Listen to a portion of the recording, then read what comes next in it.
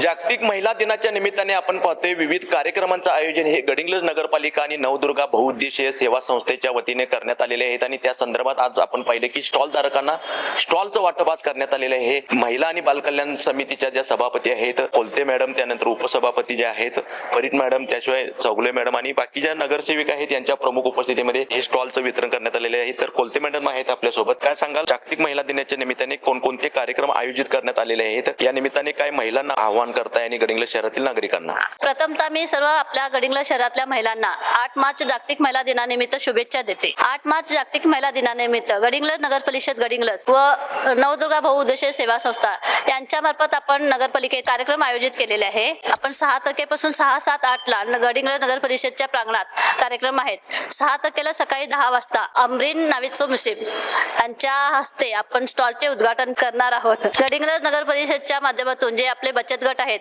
त्या बचत गटांनी जे आपले उत्पादन केलेले आहे त्या उत्पादनांसाठी आपल्याला एक बाजारपेठ मिळावी या उद्देशाने आपण त्यांना एक स्टॉलचे उभारी करून देत असतो। त्या हिशोबाने आपण एक 40 स्टॉल त्यांना दिलेले आहेत। हे स्टॉल त्यांना पूर्णपणे फ्री मध्ये असते। त्यांनी आपले उत्पादन करून तिथे जे काही आपल्या वस्तू मांडण्यात आलेल्या आहेत त्या वस्तूची विक्री व्हावी आणि त्यांना एक बाजारपेठ मिळावी या उद्देशाने आपण एक त्यांना स्टॉल उपलब्ध करून दिलेला आहे। त्या स्टॉलचे उद्घाटन आपल्या अमरीन भाभी करणार आहे सकाळी 10 वाजता। त्या स्टॉलच्या उद्घाटनासाठी आपल्या गडिंग्लज शहरातील सर्व नगरसेविका, नगरसेवक, कार्यकर्ते उपस्थित राहणार आहेत। त्याच दिवशी संध्याकाळी वेशभूषा स्पर्धा आहे। भारतातील सर्व प्रांतातील वेशभूषा करून महिला आपल्या एक 25 स्पर्धक आहेत, त्या 25 स्पर्धक भाग घेणार आहेत।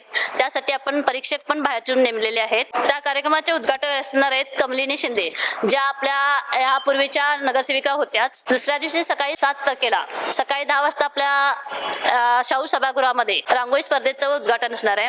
रांगोळी स्पर्धेसाठी आपण 3 विषय दिलेले आहेत। 3 विषय, एक नारी शक्ती, महिला सक्षमीकरण आणि तिसरा राजमाता जिजाऊ, एक आदर्श माता, असे 3 विषय आहेत। 3 विषयाला अनुसरून त्या रांगोळी ज्या काढतील त्यासाठी पण आपल्याकडे एक 20-25 नावं आलेले आहेत।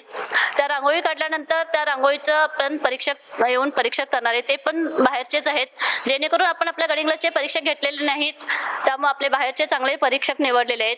त्यांना आपण चांगले बक्षीस देऊ करणार आहे। 7 तारखेला संध्याकाळी आपली पाककला स्पर्धा आहे। आपण नाचणीपासून पदार्थ बनवण्यासाठी सांगितलेलं आहे। नाचणी हा पदार्थ निवडलेला आहे की आता उन्हाळा सुरू होते, उन्हाळ्यात नाचणी आपल्याला सहज उपलब्ध होते आणि नाचणी हा पदार्थ पौष्टिक आहे, त्यामुळे नाचणीपासून जे पदार्थ बनवणार आहे ते पदार्थ घरातून तयार करून आणून इथं आपल्याला सजावट करून डेकोरेट करून ठेवायचे आहे। त्यासाठी पण परीक्षक येणार, त्यांनी परीक्षण करून त्यातून आपले स्पर्धक काढणार आहेत। त्याच दिवशी एक लाठी म्हणून एक नवीन शॉर्ट फिल्म येते, त्या शॉर्ट फिल्मचं प्रमोशन म्हणून इथे एक 7 ते 8 फिल्म दाखवणार आहेत।